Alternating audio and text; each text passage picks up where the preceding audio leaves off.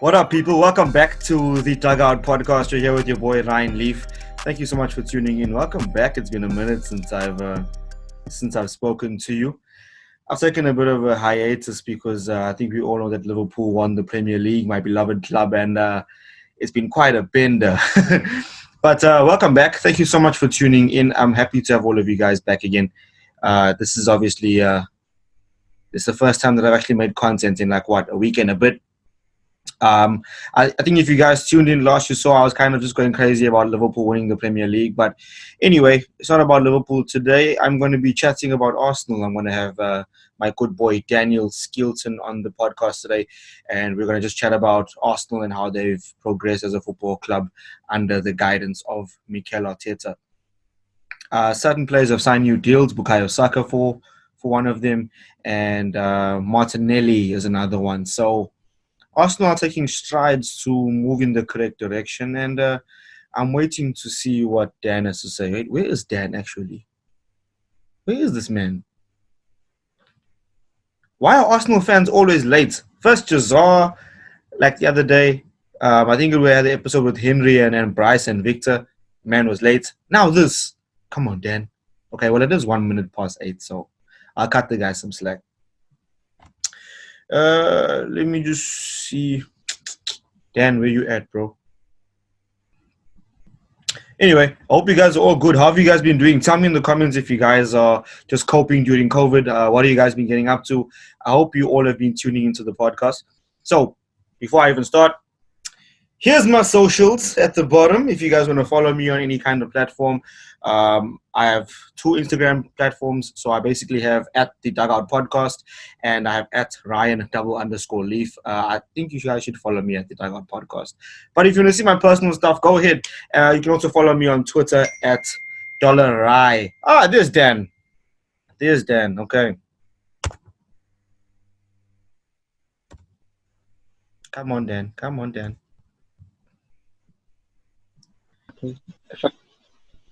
Fuck this headphones.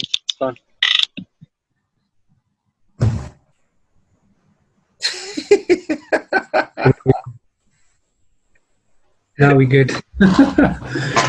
Stupid fucking thing. Wait, now, what are you looking at? Because the camera's there. So what's there? Okay, my screen, my laptop is here. I've got it like projected onto my screen in front of me. Yo, lucky man, huh? Yo, check how you living. Yeah, dude, I had to set it up somehow. And then I got you coming through my speakers as well. So. Oh, you can hear me clearly though. Oh yeah, crystal clear. But otherwise, how's everything, dude? Yeah, it's been good, Maji. It's been good. Good to have you on. It's been a minute since I've had you on the podcast, actually. I know. It's been too long. Too much has changed over the last week. Tell me who's the biggest vendetta out of all the people I've had on my show? Who do you have the biggest gun for? I think it's kind of obvious, don't you think? Ooh, it's Bryce. 100%. Shame. You know what? We actually been DMing each other. It's been civil. Nah, you told me you guys had a whole chat in the DMs talking about what happened and talking about football. Because you actually phoned me and you told me about the convo. Yeah. You even phoned you, shit. Yeah, the man phoned me. Yeah, no, it was cool, man. I mean, we both that's one good thing at least is that we've both got a good football brain. You know what I mean? So it's like it's kind of obvious what we see in front of us. We're not just going to use I'm an Arsenal fan, you're a Tottenham fan to really make your point. You know what I mean? Yeah, the man kind of just put some.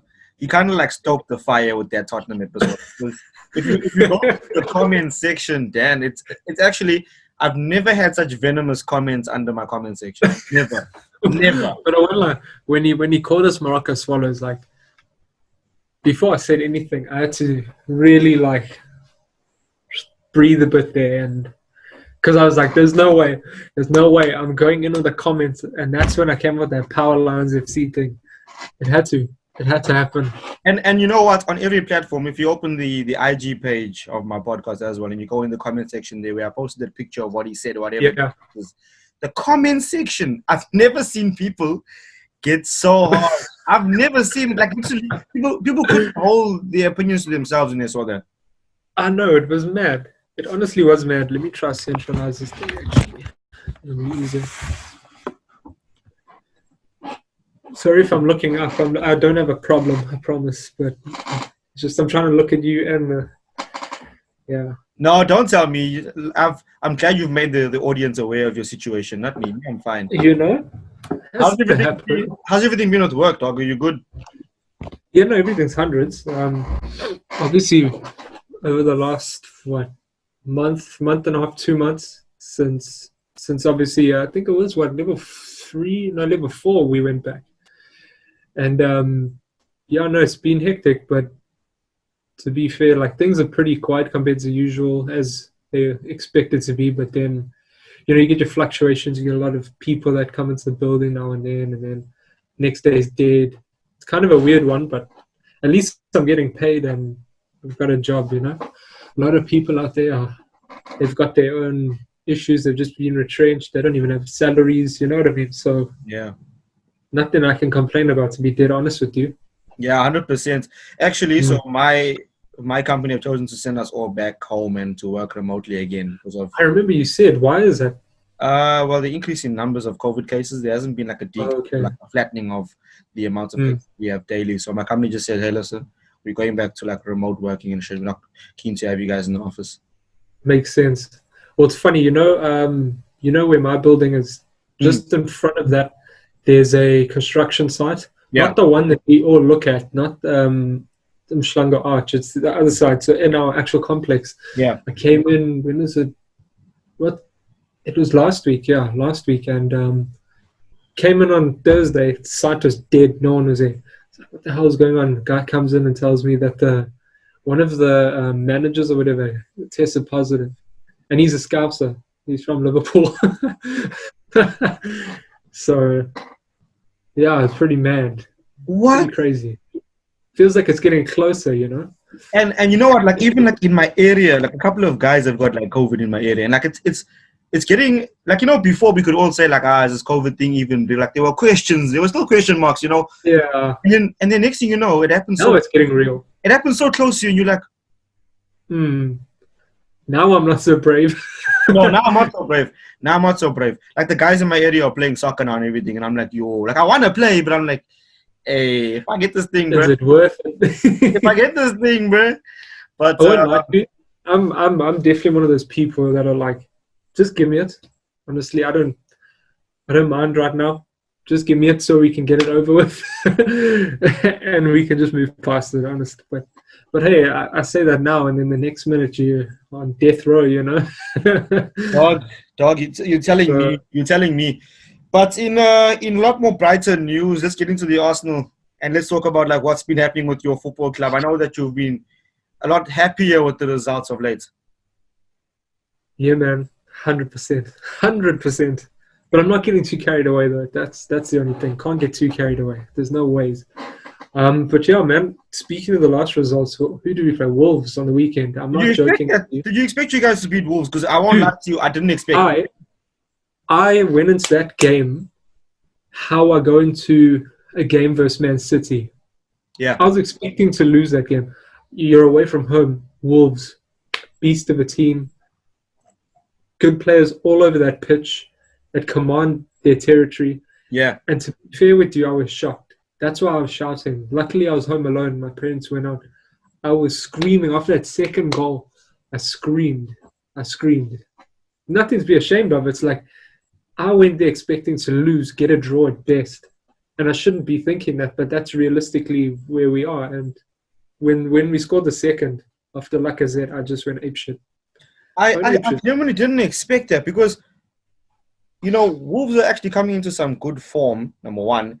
And number two, they were unbeaten. Yeah, and they've been playing so well the entirety of the season. And, like, it's actually been crazy what Nuno is doing at that football club, if I'm being honest. So, you know what? The most I expected was, like, an Arsenal draw with him.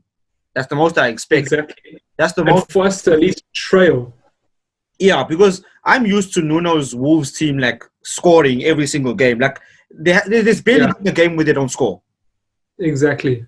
I mean, they got goal scorers everywhere. Got Adama, Neves, Jota, who was on the bench, unfortunately. What's the Jimenez? Ruben Neves. They've just got so many.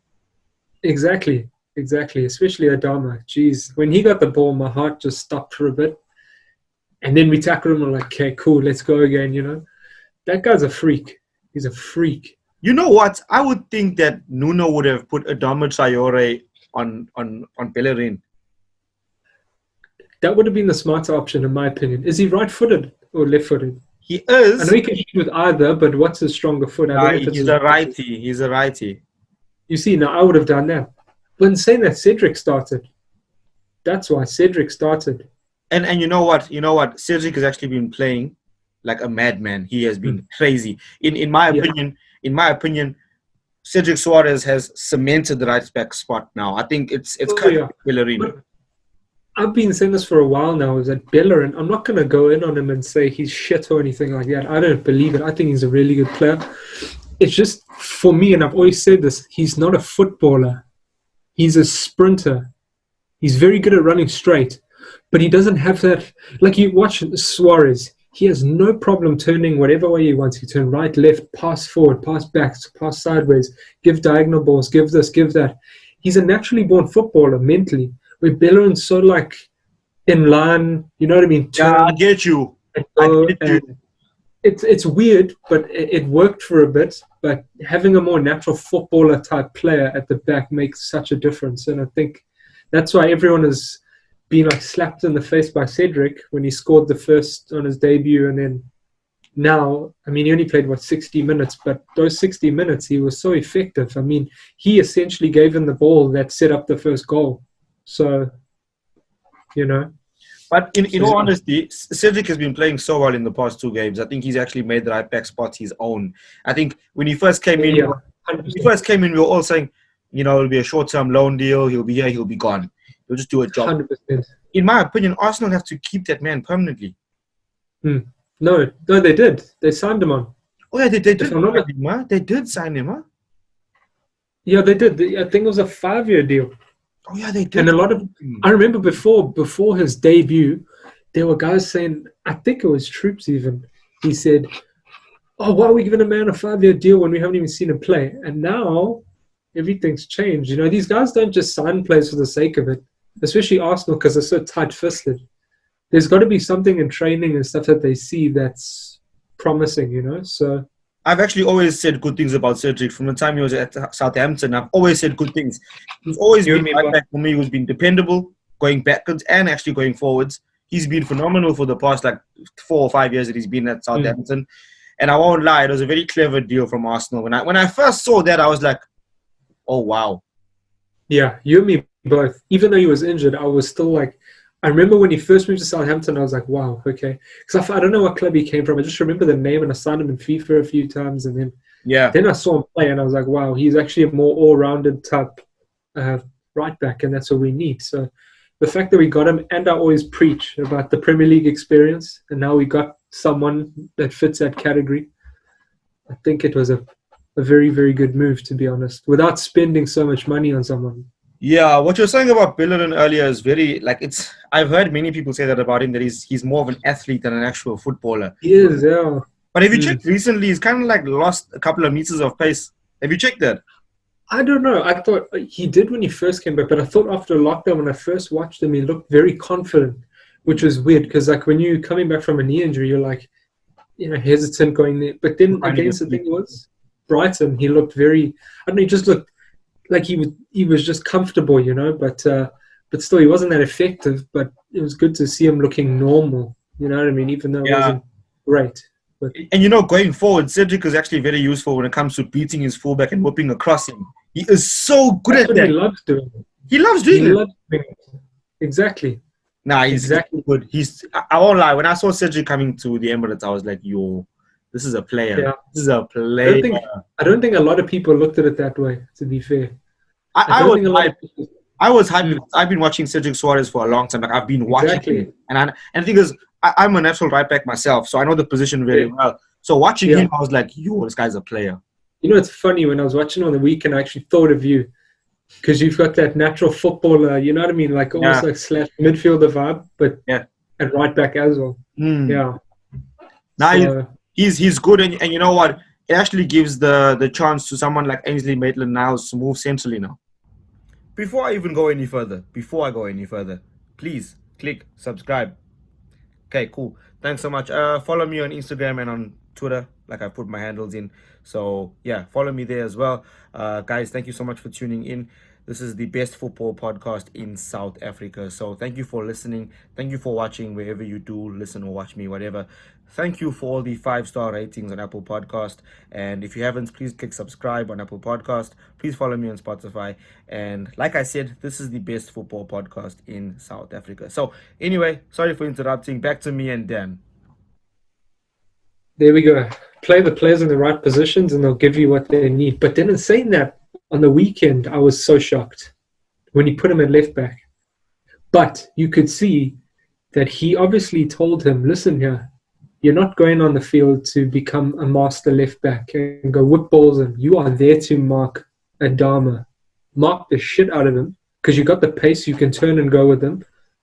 And that's all they did. That's why I thought, shit. When he came on left back, I thought this guy's losing it a bit. I think Arteta might have pushed one too far there, but it was clear that he said, your job is just go and mark. And that's so good to see because in the modern game, they expect these defenders to just be more attacking minded 24/7. And it was good to finally see that someone has said, your job, just mark him and take him out of the game completely. That's why Adama in the second half and first half he didn't do much, Yeah. So, You know what, Dan? You know, someone that also has surprised me because I think we've only seen him like properly for the first time, like post-lockdown. Someone that we knew was a good player. We knew he was quality from the minute he got there, but he hasn't just been given a chance. Is Kieran. Dude, you don't have to say anything more about Kieran Tierney. I said from the get-go, I said that man is a freak of nature. To captain, to go through, and also I know Brown is Celtic's captain, but then I think when he was absent, Tierney took over, and he was like 20, 21 years old. For you to captain your boyhood team at that young age kind of says so much about you as an individual, and you can see it with him on the field. When something really gets his back up, he's not scared to tell a guy like "fuck you," or that's what we've needed for a while, Yeah, you need those players that are not afraid to speak their mind. Even if they're even upset someone, they don't care. They just want their point to get across. The funny thing is that I watched him against City. That was the first time he actually won. Oh, you mean for us or for Celtic? No, for Arsenal. Yeah. When I first watched him against City and I watched him play, you could see that he wanted to get forward, but with the way Pep holds his teams, they obviously try and pin the fullback in, and it actually held Tierney back. But a lot of the time, whenever he had the ball, he was very forward-thinking. He got it forward first. Yes. Yeah. Well, that's the thing. I think his fitness levels as well are not there yet. It's taken a bit of time to get up to, to be able to play the full 90 at full intensity. I mean, you look at Robertson, and then you look at Tierney. Robertson can go for 90s flat, running up and down, up and down, up and down. Tierney can only do it for about 60 minutes, maybe. So it's going to take time, but, I'm just amazed, though, to be fair with the defense, how Arteta's finally, almost mastered a bit of a balance, playing to everybody's strength. So, Sead Kolasinac, when he plays at left wing back or whatever, he finds himself too far up the field. But he's actually a really good defender because he's physically strong. Yeah. So to put him at left centre back with David Luiz, who's stronger at a back three, at centre back, and then Mustafi, who seems to be a bit more comfortable. It's kind of a good move there, to be dead honest with you. Yeah. Someone that's impressed me highly too in the middle of the park has been Granit Xhaka. I won't lie, I've been impressed. I've been very impressed. I won't even try and lie to you. I'm not going to be an idiot because I watch Arsenal. And I'm not going to be an idiot and say, I mean, people are. Have you seen how fickle football fans are, where they kind of hold people to a previous version of themselves? I won't lie, the Xhaka that I'm seeing now is not the player that I saw 18 months ago. Yeah, it's the Switzerland Xhaka. It's the Switzerland captain. To be fair, all you have to do is look at our results without him. And I've said this to a few guys the other day. I said one thing that's disappointed me the most. Everybody keeps going on that we need a centre back. we need defenders, we need this. No, we don't. We need a strong midfield. We haven't dominated a midfield in how long? We had Guendouzi next to Ceballos. Those two, no offense to any of them, but none of them have the muscle and the presence that you need in a midfield, to dominate and run a game. I mean, Brighton kind of ran through us, and it kind of leaves our defenders exposed a bit, I think. So having Xhaka there, you can clearly see makes a huge difference, and it adds a bit of security there. So you reckon Arsenal don't need centre backs? Listen, I'm going a bit far by saying that. I'm just thinking realistically, because I don't think we're gonna go buying an amazing centre back and a proper midfielder at the same time. Yeah. With Saliba, I think we've got enough leverage at the back to relax ourselves and say, okay. I mean, you got David Luiz, you've got Mustafi, who Socrates can bin him. Holding's pretty solid as a player. He's a very cool-headed guy. Callum Chambers. I think Rob Holding still needs a bit of time, match fitness-wise. I think we've seen plenty of time where he's lost concentration, or he can't get to 90 minutes. Exactly. No, I agree. Since that injury. But we mustn't forget, Rob Holding's still that same guy. At like the age of 19, took care of Douglas Costa by himself. Or sorry, Diego Costa. I wasn't Douglas Costa. Diego Costa, and was it the FA Cup final? I think it was against Chelsea. Yeah. Same. It's the same guy, dude. I think it would be to like just push him on because we're so hyped on getting Upamecano. Doesn't make sense to me because next season I see still Arsenal fans still saying, get Upamecano, but make sense of it. How are you going to have one 18-year-old and one 19-year-old next to each other running your centre-backs? It doesn't make sense. I mean, how can you put so much pressure on a 19-year-old Saliba and then have someone like Upamecano next to him? It doesn't make sense. Exactly. As much as I would want it, like I heard you guys speak during, I think it was Who's the Biggest Club in London, and you were talking about Arsenal and possible targets, and what you guys said, I agree with fully. Connor Cody, Lewis Dunks, those type of players. I think get one of those and then breed Saliba and them, and away you go. To be fair, certain players at the club also should leave this summer. I mean, if we're looking at the entirety of the squad, I think Arsenal have 8 centre backs. You see, we've got a whole team of centre backs, literally.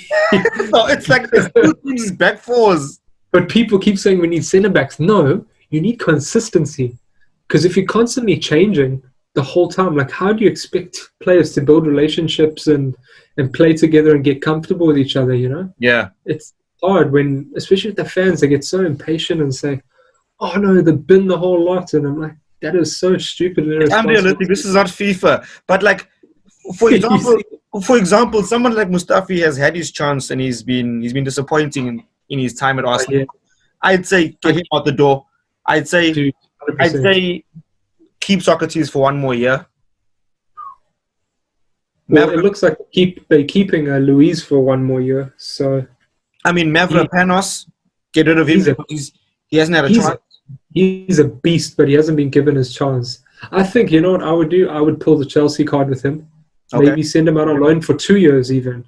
Like a Courtois type vibe, and let him do his thing in the Bundesliga, and he can come back, and maybe by then, we would be able to fit him in the system, and we've got some good depth there and what have you. But yeah, Mustafi, I agree with you. I've seen this too many times with Mustafi, is he dips and then he peaks and then he gets a contract or he gets the hype up. Like now I see this morning, I was reading there and some of the headlines, they want to try offer him a new deal. I don't know if that's just paper talk, but for me, his race has been run. Yeah. There's no, we've seen too many moments in his play where he just throws it all down the drain, Yeah, and Dan, speak to me about like what Mikhel Arteta is doing right now at Arsenal in terms of what's different that you see now with him compared to things under Emirates. Okay, so basically one of the best values I saw in him, and I saw it the first week he came in, was that he doesn't take shit from anybody. And the players thought they were going to fuck with him and play games. Sorry for the language, but they thought they were going to play games with him because he's, oh, who are you? You haven't even got managerial experience. And then they find themselves out of the squad to teenagers. Now it's not a game anymore. Now your career and your value is going down. So you either have to come to the party or, unfortunately, jump ship. I mean, Lacazette on the weekend finally got his goal, but he's been parking bench to Nketiah, who couldn't even make it in at Leeds. And people are like, well, what's going on? Even myself, I was like, well, this is a bit extreme, but it's quite clear that if you have an attitude and you really don't want to go all the way, you're out the squad. You won't be at Arsenal anymore. It's that simple.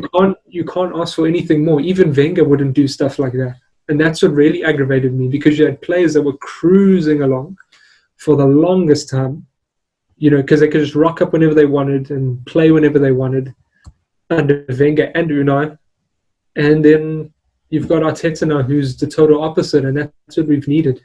Yeah. Some honesty. Yeah, I 100% agree with you. I think we've also seen some issues now with Mesut Ozil too, who's barely even made the matchday squad. Mesut Ozil, that guy, in all honesty, it's like, I'm sure you have a friend, a female friend, that, or I'm sure you've seen a story, the one that just gets beat up time and time again and ends up going back to the same guy. That's Ozil. It's not going to work. It's horrible. But they just held on. Do you know what I mean? I think now they might finally let go. Well, they have to. I mean, they're paying him too much money. So, but Ozil's a problem. You can see in his attitude as well. I don't know what it is, but ever since he got to the club, to be fair, he had one good season where he got a lot of assists. Still not more than Henry, though, but he got a lot of assists. And since then, he just disappeared. And then he somehow managed to get that contract out of panic of selling Alexis Sanchez and the fan base rebelling. But it was a huge mistake. But whatever. Move on and learn. It's clear he's not in the plans anymore, which is great. Ship him on. Even loan him out and offer to pay half his salary, for his last season. Nothing more you can do. Just going back to discipline that Arteta's been implementing in the Arsenal squad, I like how he's been handling Guendouzi since the whole incident. I like how he's been handling him since the whole, I earn more than you. Can you imagine? Dog, if someone told me that on a football pitch, like, I have more money than you. How? Do you know how I'd laugh in his face if you told me that? Even if it was true. Do you know what I mean? Yeah. Plus, it wasn't true because Mopai earns, I think, 10 grand more than him per week.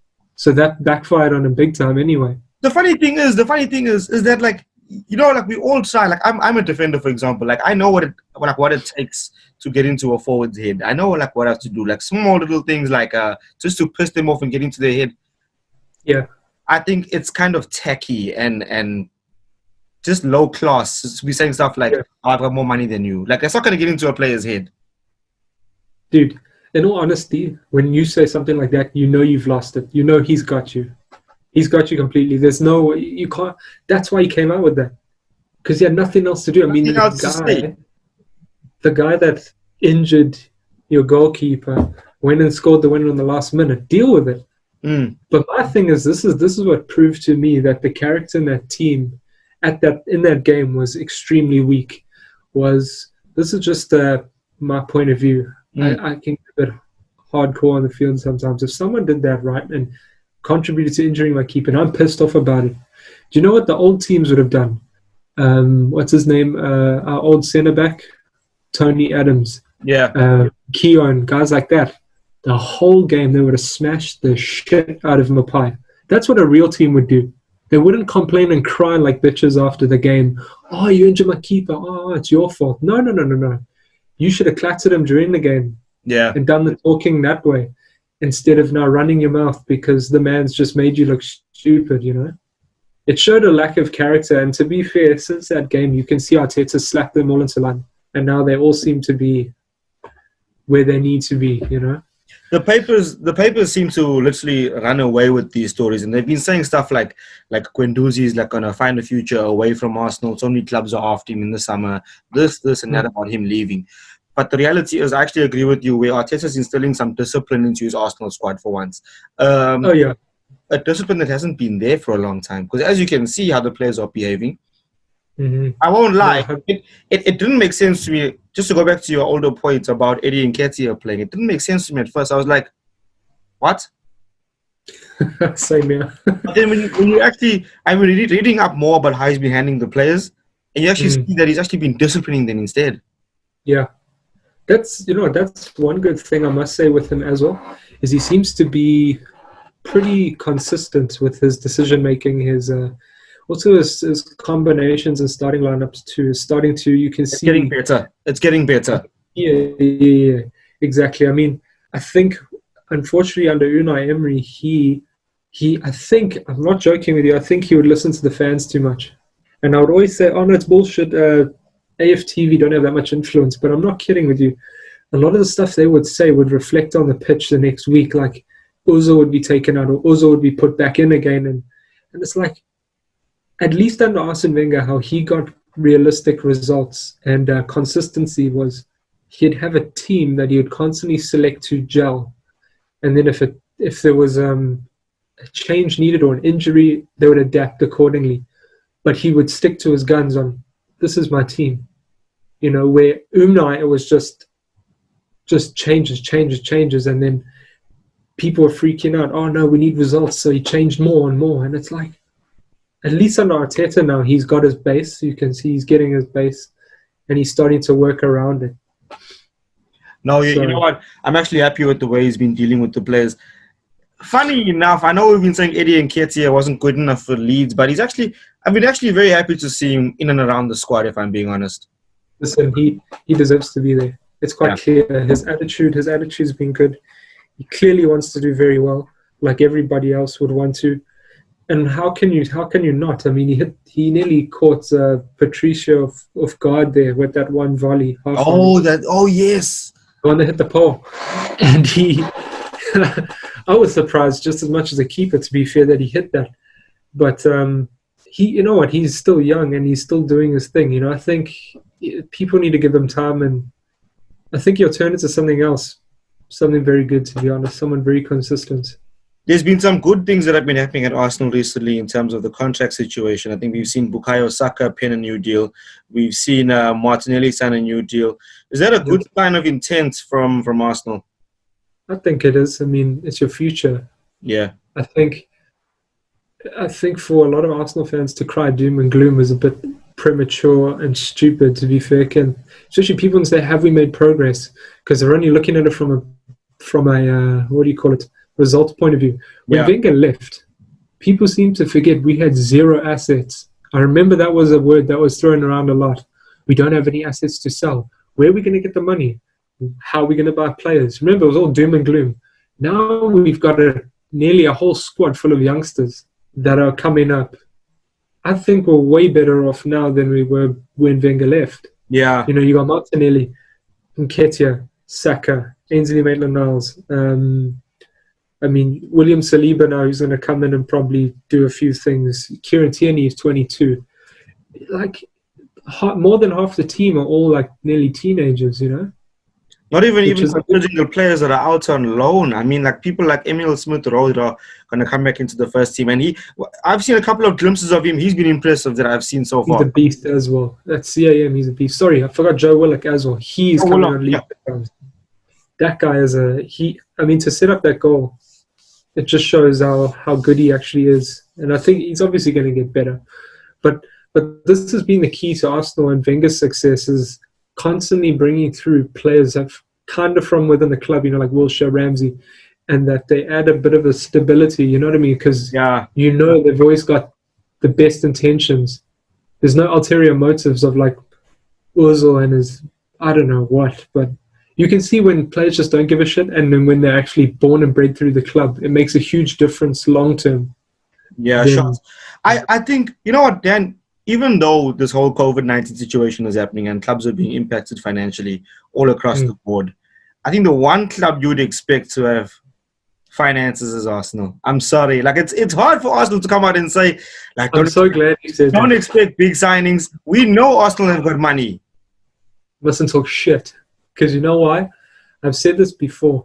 I actually left a comment on one of the posts saying, Arsenal have to sell Torreira, Guendouzi, and Lacazette in order to fund Thomas Partey. And I said, oh no, sorry, it was someone on one of the pundits. They said, oh, but I don't think they can afford to make big signings. I said, okay, it's funny how everybody's going on and regurgitating the same bloody line because they read a few papers, but no one's actually seen any figures. So how does anybody even know this? Do you know what I mean? Yeah, sure. No one knows the figures, how much we've got in reserve. I'm telling you, the Arsenal save for times like this. They've. Remember Pepe? Yeah. Oh, we don't have the money. Remember Ornstein was going on and on and on.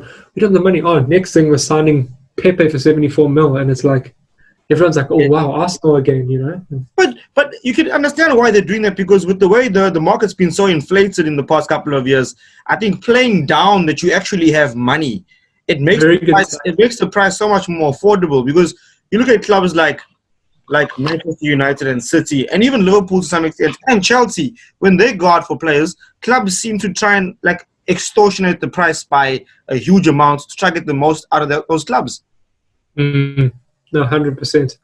100%. I mean, even I've always said it though. You don't even need. They keep going on about money, but you don't need a lot of money to build a good team. Liverpool have proven that. How is no one catching on to this? You don't need tons of money.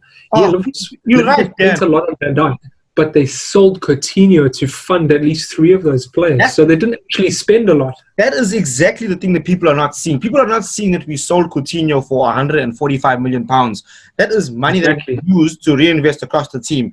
People are making they're making it seem as if we just spent this money from out the blue. Guys, we earned the money by selling Philippe Coutinho. You guys literally did the best thing you can. You've built a team right way. People don't see how we got Joe Matip for free.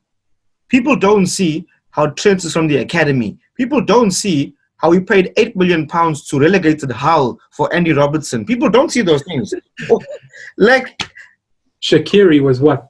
Shaqiri was £12 million from Stoke. Well, yeah. You see, Wijnaldum was how much from Newcastle? 25 from Newcastle.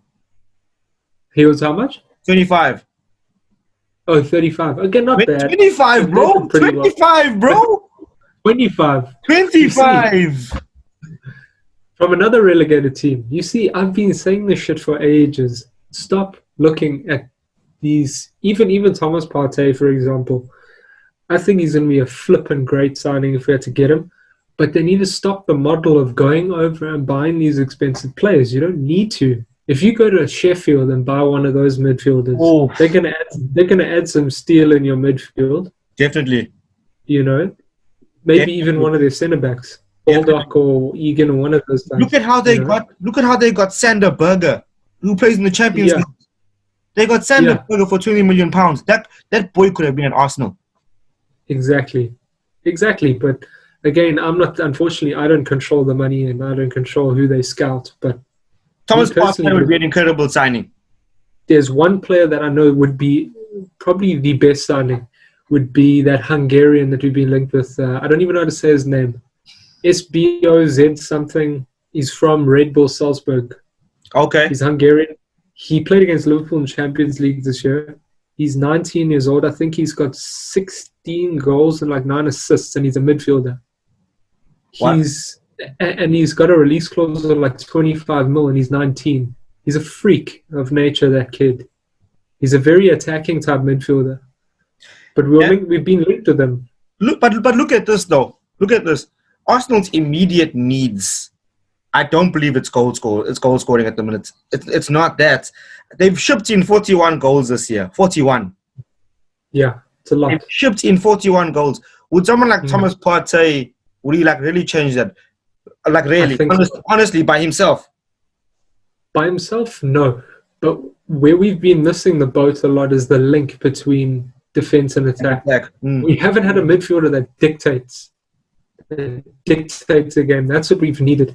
I think if you just got Thomas Partey, in all honesty, I think it'd add a bit more steel. One, because he's a good defender. Two, I don't watch him week in, week out, to be honest, but from what I see in his videos and the consistency of him going forward, he's very good at dribbling and going forward and getting back at the same time. So I think, would be a very, very good signing. Nah, he'd be crazy. He'd be crazy. So let me just look at Arsenal's next 3 games. I think you know them yourself, but Leicester at home. Leicester tomorrow at the Emirates. Shit. Leicester got no chance. But no. Let's be honest. Leicester actually I'm haven't. joking. They do. They do. Leicester always actually have fun. they haven't been playing well. They haven't been They playing haven't. well. They've been playing pretty poorly, and they've got injuries to people like James Maddison and Ben Chilwell. So I know I had to take Chilwell out of my fantasy team, actually. Which bummed me out. And they got a clean sheet. points. I saved you And they got a points. clean sheet. And they got a clean sheet. Nah, I saved you points. But I mean, people that like James Maddison that are missing tomorrow and Ben Chilwell. Yeah, it's a big win for us. Oh, it's a big W. It's a big dub. But like we didn't think that like Arsenal would beat Wolves. Who's to say they couldn't beat Leicester tomorrow? And we're playing at home, aren't we? Or even It's at not the the same. Emirates. It's at Yeah, the, we don't even have a crowd. That doesn't make. But the home advantage is home advantage at the end of the day. But I think, in all honesty, I don't even think they're going to score. I'll say 2-0, 3-0. One of the two. I'll go 3-0. Let me back them. I'll go 3-0 to us, to be honest. 3-0 Even though Arsenal. people say, "Oh, this is crazy. It's Brendan Rodgers." Who cares? No one cares. I'm telling you, after that Wolves win, do you know how many of those players are going to be up for that game? Yeah. They're going to be wanting to get in that team and get the accolades and what have you. Yeah. You know. And you know what? That Wolves win must have given that Arsenal team so much confidence. It must have given them crazy confidence going into this Leicester game. I think that was the perfect result needed for the next 3 games because you're looking at, I think they're playing Tottenham next, and then they're playing Liverpool. Who? Wolves? No, you guys. Oh, us. Yeah, no. We've got Leicester. It's Leicester, Tottenham. I'm looking at it now. It's Leicester, Tottenham, and Liverpool, bro. Oh, yeah, Liverpool at home. I forgot about that. How can I forget about that? Liverpool at home. Shit. Yeah, no, we've got to run. We've got to run it. We've got to pray as well because you see, I'm in a catch-22 when it comes to those Champions League spots, though. What's wrong? Dan. No. The next 4 are crazy. Leicester, Tottenham, Arsenal, City. Yeah. You mean Liverpool and City? Yeah, Liverpool and then City. Yeah. Yeah, City in the FA Cup semis. What the hell? No, but you know what? It's good, to be fair, it's good character building whichever way it goes. To have that run of games and not have any excuses and just go for it. What have you got to lose? Seriously, we're not expected to make Champions League. But Just go hell for leather. But let's be honest. I think you guys are 8 points away from 4th spot. Who's occupied by Chelsea now? I mean, that's only just 3 games, dog. That's 3 games. There's 6 more to go. No, 5 more. And I'm pretty confident that City are going to get chucked as well. I think 5th will be available. So for them not to get banned would be very, very unfair. But again, I think they will get banned. We'll know about that by this week, I think. But if we're being honest here, Arsenal have 5 games left. But we've got the hardest running, I think, don't we? Out of everybody. The toughest run. But with the way Arsenal are looking now, form-wise, do Arsenal have a chance of finishing in the top 4 this season? It's going to be a long shot, but we've always got a chance at the end of the day, you know. To be fair, I think with our backs against the wall, with more to play with, or play for, should I say, I think we've got more of a chance this time than we did last time because remember when it was in our hands, we were clear for 4th. And then we lost to, I think it was Crystal Palace, then Brighton again. And it just tumbled. The guys got so confident out of tact, you know what I mean? But it's going to be tough. It's going to be really tough. I think if we win all of our games, I don't know how, if we win all of our games, some power above is going to say, you deserve it, take it. Other teams are going to lose. I'm telling you, it has to happen that way. It has to. I mean, if you beat all those teams, Tottenham, Liverpool, Leicester, I don't even, who are remaining actual Premier League games? Let me check here. So, okay, not Norwich, Leicester. Yeah, shit, Leicester, Where are we? Leicester, Tottenham, shit, Liverpool, City, Aston Villa away, and then Watford at home. It's gonna be special. It's gonna be special. Villa and Watford, I think. Come on. We're saying that Villa fighting relegation, so they could come at us with quite a lot. Yeah. I mean, who? No, oh yeah, they played you guys. Hey, they played you guys and lost. Dan, it would be nice to have a good reaction from the whole thing tomorrow. I know you guys are playing Leicester. We'd like to have a reaction from you tomorrow if you keep. Yeah, I'm down. You know me. Shot, fam. I'm telling you, bro, I'm scared to get too confident, to be honest. But but it's fine. I'll stand by your prediction. So Dan predicts 3-0 Arsenal against Leicester tomorrow. And I'm not delusional either. If we lose, I'm sorry. Okay. I should say today because people are going to watch this like on the day of Arsenal Leicester. So I mean today. But anyway, Shot for being here, Dan, man. I know you're keen to fight Bryce and Henry. I need to get you to one time. Henry especially, because you know what? I've noticed, and it's a Liverpool and Man United thing. Because all the groups that I'm in, right, I figured out that Liverpool fans tend to Liverpool and Man United fans in these groups deliberately outnumber the other groups. Oh, that's For some reason, I don't know. There's always either 2 Liverpool fans and 2 Man United fans. There's 1 Arsenal fan, 1 Spurs fan. Bruh, last time when I saw Henry, when they were talking about who's the biggest club in London, and I just got the biggest condescending vibe from all the Liverpool fans, and I was like,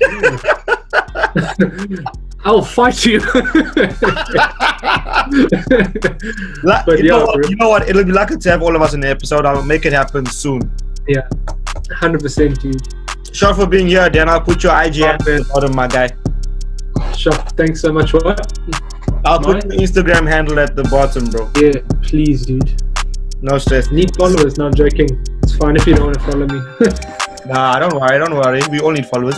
Anyway, this is your boy Ryan Leaf on the Dugout Podcast. Thank you for tuning in. I'll chat to you guys soon.